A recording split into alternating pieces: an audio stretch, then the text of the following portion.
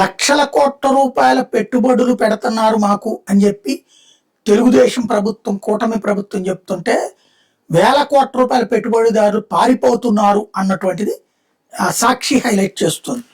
ఇందులో 2024లో హిందుస్థాన్ కోకోకోలా కంపెనీకి భూములు కేటాయిస్తూ జారీ చేసిన జీవోని వాళ్లే భూములు వద్దన్నారట.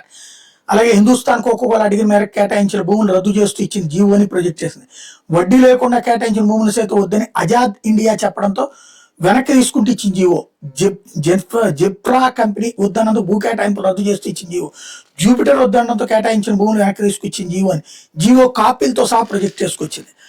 ఇందులో ప్రధానంగా ప్రొజెక్ట్ చేస్తుందండి శ్రీకాకుళం జిల్లాలో టీడీపీ ఎమ్మెల్యే ఎచ్చెర్ల ఈశ్వరరావు బృందం యునైటెడ్ బ్రూవరీస్ కంపెనీ యాజమాన్యాన్ని ఒక్కో లారీకి 1000 చొప్పున నెలకు సుమారు 1.5 కోట్లు కప్పం కట్టాలని డిమాండ్ చేసింది. అనకాపల్లి జిల్లాలో యలమంచిలి ఎమ్మెల్యే సుందరపు విజయ్ కుమార్ మామూలు ఇవ్వాలని బెదిరింపులకు దిగడంతో కోకోకోలా ఫ్యాక్టరీ ప్రతినిధులు నేరుగా కేంద్రానికి సీఎం చంద్రబాబు ఫిర్యాదు చేశారు.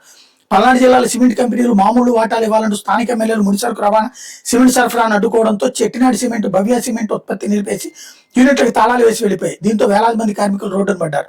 రాయలసీమ ధర్మల్ పవర్ ప్లాంట్ నుంచి వచ్చే బూడిదను తరలించే విషయంలో టీడీపీ చెందిన జేసీ ప్రభాకర్ రెడ్డి, బీజేపీ ఎమ్మెల్యే ఆదినారాయణ రెడ్డి బహిరంగ బాహాబాయికి దిగిన సంగతి తెలిసిందే.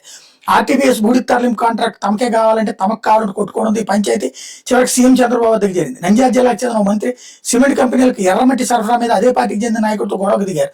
దీంతో ఇండియా సిమెంట్స్ బూడిద మట్టి సరఫరా కోసం తీవ్ర ఇబ్బందులు ఎదుర్కొంది. చివరికి బీజేపీ చెందిన ఎంపీ అదే పార్టీకి చెందిన ఎమ్మెల్యేపై ఎస్పీకి ఫిర్యాదు చేశారంటే పరిస్థితులు ఎంత దిగజారాయో అర్థం చేసుకోవచ్చు.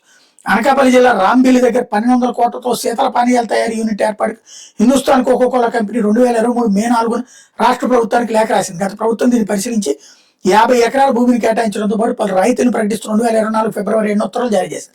టీడీపీ కూటమి సర్కారం అధికారంలోకి వచ్చిన అనంతరం కూటమి నేతల కప్పాల వసూలకు జంకిన కోకోకోలా పెట్టుబడుల ప్రతిపాదన ఉపసంహరించుకుని తెలంగాణకు తరలిపోయింది. తమకు కేటాయించిన భూములు వెనక్కి ఇచ్చేస్తామని తమ కంపెనీ పేట భూ సమీకరణ చేయొద్దని మొరబెట్టుకుని కోకోకోలా కంపెనీకి లేఖ రాసింది. 2026 ఫిబ్రవరి 20న కోకోకోలాకి భూ కేటాయింపులు రద్దు చేస్తూ పరిశ్రమల కార్యదర్శి యువరాజ్ ఉత్తర్వులు జారీ చేశారు. బాబు సర్కార్ అధికారం చేపట్టిన తర్వాత 2024 నవంబర్ 19 పెట్టుబడుల ప్రోత్సాహక మండలి తొలి సమావేశం జరిగింది. 85 కోట్ల పెట్టుబడులకు ఆమోదం తెలిపి 85,000 కోట్ల పెట్టుబడులకు ఆమోదం తెలిపి వీటిలో ఒక ఎల్ఈజీ ఎలక్ట్రానిక్స్ మినహా మరే ప్రాజెక్టు ఇంతవరకు పట్టాలెక్కకపోగా ఆమోదం పొందిన ప్రతిపాదనలు సైతం వెనక్కి వెళ్ళిపోతున్నాయి. శ్రీ సత్యసాయి జిల్లా గుడిపల్లి వద్ద ఆజాద్ మొబిలీ ఇండియా లిమిటెడ్ 70.71 ఎకరాలు 3 దశల్లో ఎలక్ట్రిక్ 3 ట్రక్కులు, బస్సులు, బ్యాటరీ ప్యాక్లు గ్రీన్ ప్రాజెక్ట్ ఏర్పాటు చేయడానికి ముందుకు వచ్చింది.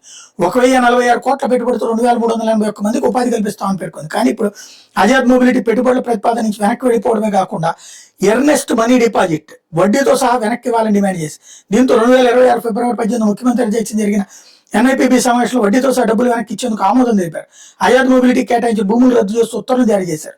ఈఎండి కింద ఆజాద్ మొబిలిటీ చెల్లించిన 2.5 కోట్లు 2024 ఆగస్టు 30 నుంచి వడ్డీతో సహా చెల్లించడానికి ప్రభుత్వం అంగీకరించింది.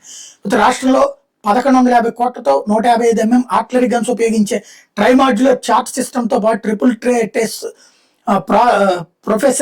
ప్రొఫెల్లెంట్ సింగిల్ బేస్ ప్రొఫెల్లెంట్ తయారీ యూనిట్ ఏర్పాటు చేస్తామని జిన్ఫ్రా ప్రెసిడెన్స్ ప్రైవేట్ లిమిటెడ్ ప్రతిపాదన సమర్పించింది. ఎస్ఐపిబి 7వ సమావేశంలో కూటమి సర్కార్ దీన్ని ఆమోదించింది. తర్వాత అనంతపురం జిల్లా తమ్మి సముద్రంలో ఎకరా 8.3 లక్షల చొప్పున 121 ఎకరాలు కేటాయిస్తూ 2025 జూన్ 27న ఉత్తర్వులు జారీ అయ్యాయి.